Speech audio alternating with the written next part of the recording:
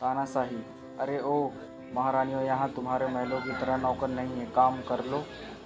शांति की ओर रोबदार आवाज़ सुनकर उसकी दोनों देवरानियाँ आशा और सुनीता अंदर अंदर तक कांप जाती हैं। जरा सा फुर्सत के पल भी वो दोनों एक साथ गुजार सकती थी। दोनों के पति कमल और सुशील उनके बड़े भाई रामचरण के साथ एक ही दुकान पर काम करते थे। बात दोनों तरफ एक जैसी थी। वह दुकान पर दोनों भाई अपने बड़े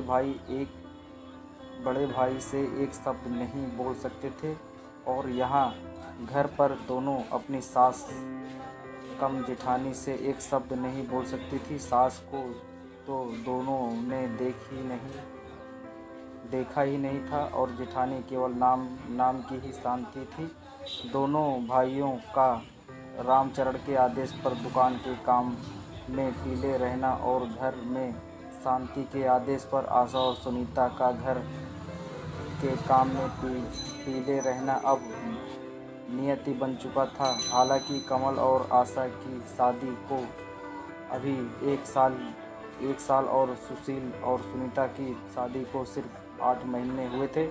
दोनों देवरानियां देर रात को जब घर के काम से निपटती तो अपने सारे हरे थके पतियों से कोई शिकायत नहीं कर पाती थी, लेकिन पतियों को सब पता था, पर वो विश्वास से कुछ ना कह पाते थे। दोनों भाई सब कुछ जानते थे, समझते थे, पर कुछ कह नहीं पाते थे। माँ बाप के मरने के बाद भी भाई ने बड़े भाई को ऐसा काबू में किया कि वो तो ना कुछ देखते थे और ना ही कुछ बोलते थे। घर में सिर्फ शांति भाभी का ही राज था। बड़े भाई के 2 बच्चे थे, एक लड़का और एक लड़की थी। दोनों भाई अपने उन भतीजों और भतीजी पर जान छिड़कते थे, पर भाभी ने कभी अपने देवरों को नौकर से ज़्यादा कुछ नहीं समझा। हर बात में करना भाभी भी अब आदत सी बन गई थी दोनों के दिल में। भाभी वैसे तो हर बात चुभती थी, पर एक बात आज भी उनके दिल में नफ़रत की तरह चुभी हुई थी, जो कमल और सुशील की शादी से पहले हुई थी। यूं ही एक ही दिन तीनों भाई एक साथ खाना खाने बैठे। तभी ने पहले बड़े भाई को खूब देसी घी में चुपड़ कर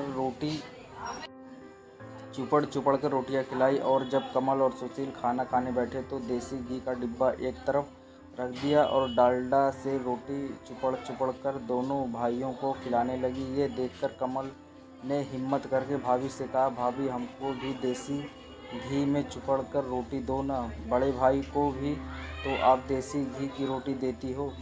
इतना सुनते ही शांति भड़क गई और बेलन नचा के बोली, हाँ तुम्हारा बाप बहुत ज़्यादा दाद छोड़कर गया था और तुमने बड़े महल खड़े कर दिए हैं, जो तुमने भी देसी घी की चुपड़ी हुई रोटियां चाहिए। पर भाभी, बाप तो हम सभी भाइयों एक ही था, और अब बड़े भाई ही हमारे पिता हैं, तो आप ये दुबाद क्यों करती हो? कमल ने भर्राए हुए गले से कहा। इतना ही सुनते शांति का पारा आसमान पहुंच गया। उसने बेलन दूर फेंककर मारा और रामचरण से चिल्लाती हुई बोली, मेरे बस का नहीं है कि सब काम करूं भी और ताने भी सुनूं। पत्नी को क्रोध में देखकर रामचरण की तो जैसे जान ही निकल गई। अपने ही दोनों भाई को बुरा भला कहकर अपनी पत्नी को मनाया। इस सब के बीच अपने भाइयों को ये देखने का भी ख्याल भी रामचरण के मन में नहीं आया। उस दिन दोनों भाई भूखे ही सो गए। समय बीता और कमल सुशील दोनों की शादी हो गई, लेकिन हालात जैस के तस थे।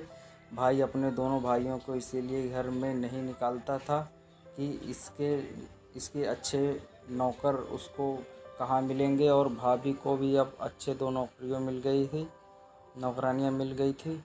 पर कहते ही कि समय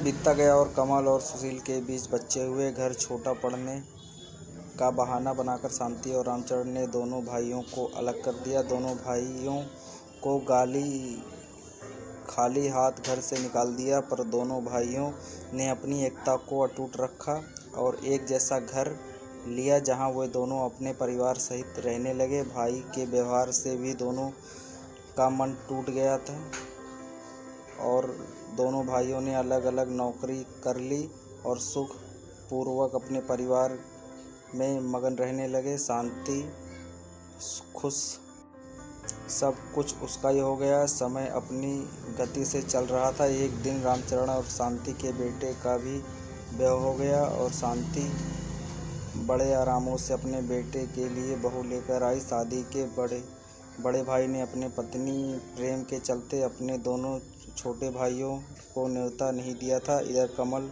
और सुशील ने अपने भाई भाभी के रिश्ते तो नहीं तोड़ा था, पर रिश्ता अब ऐसा था जैसे बिना खुशबू के फूल, लेकिन अपने किए कर्म सामान जरूर आते हैं। और शांति को जल्दी ही पता लगने वाला था कि समय ने करवट ली। रामचरण अब बीमार रहने लगा और ज़्यादातर घर पर ही रहता था। दुकान अब बेटे ने संभाल ली थी।